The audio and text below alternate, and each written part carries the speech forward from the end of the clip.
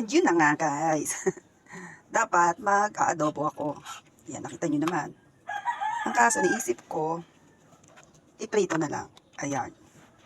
So, mag-iprito na lang ako ng manok. Tapos, dahil may na-prepare na ako dito, para meron lang kaming sauce, i-adobo ko to. O, yun lang. Yan ang gagawin natin for today's ulam. Yan, December 1 na guys. Ilang tulog na lang. Tara, samahan nyo ako magluluto. So, dadagdagan ko lang tong, chicken breadings. Breadings. Tama. Kasi konti na lang yung natira kong crispy fry. So, dadagdagan ko na lang yan ng harina. Yan. Nagdagan natin ng isa, dalawa, pangatlo yung cornstarch. Iba, naubo pa. Lagyan ko lang ng konting asin kasi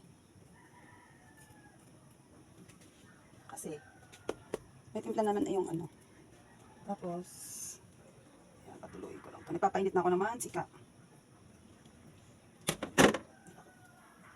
Timplahan ko rin yung ating chicken.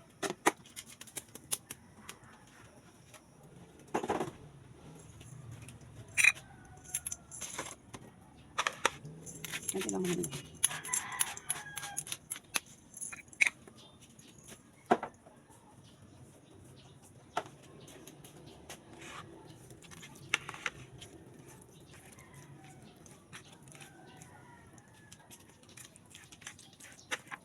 Ay, handa siya. Nahulog siya. Yan. Okay. And then, ang gagawin natin, lagyan natin ng konting water.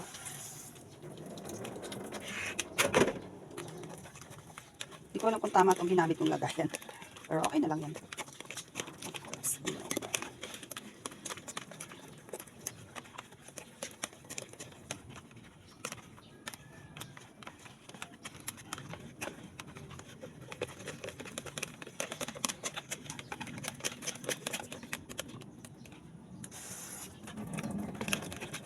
Water pa, konti lang.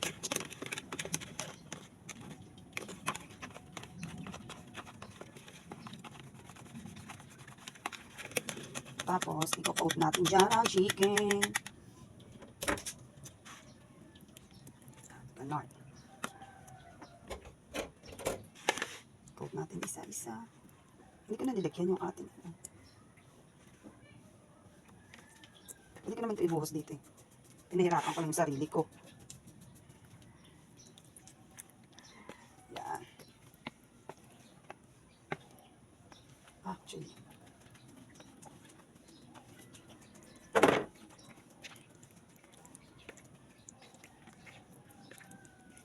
Ganyan lang ang ating way of ngayon. Frying of chicken. Char. So, mainit na ang ating mantika.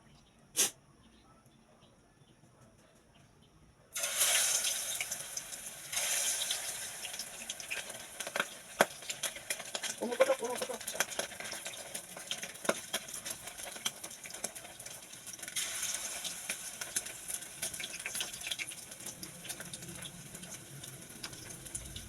Ay.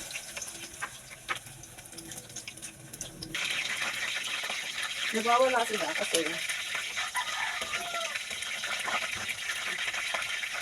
ano ba yan guys?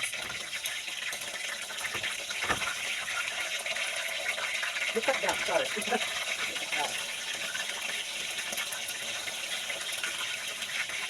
Apa natin?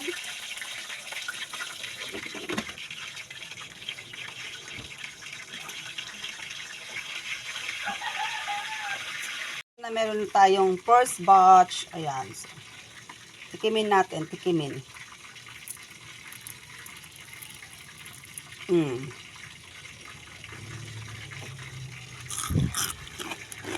Diba?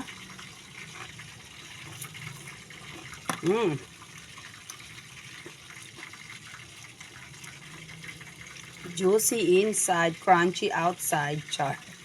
Ito pa.